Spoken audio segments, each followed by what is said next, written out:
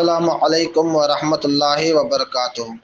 अमुक दोस्तें के नमाज जो चे में आयो तो उन्हीं नमाज न पढ़ी जो कारण ही चो कि असा नमाज इसलिए नथा पढ़ो कि असा कम वारा माण्हू आहियूं। गर्मी जो मौसम में असा बेरा कम में मुस्लिम अने गैर मुस्लिम मिणे हुए था। उन्हीं जो पघर पसीनो असांजे कपिड़े के लगी वञे तो असां हिन शक में मुब्तला आहियूं कि उन्हीं जो पघर ई पसीनो पाक या ना पाक।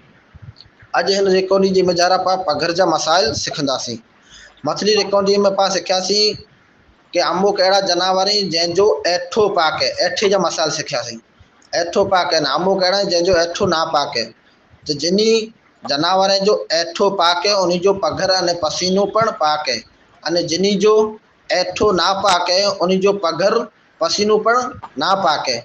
उनमां अनी क़िस्म मां हिकिड़ी क़िस्म इंसान है। तो इंसान जो ऐठो पाक है वो खपे दिन धर्म जो हुए तो उनजो पसीनो पण पाक है। खपे त कपिड़े में लगी वञे। बेधर्म वारे जो पघर या पिंड जो जिस्म जे वेझारा पघर न कयो तो इंसान जो पघर पाक है। बाक़ी बेधर्म वारे जे ऐठे जो हुक्म अलग है, उनजो ऐठो पीअण मकरूह है।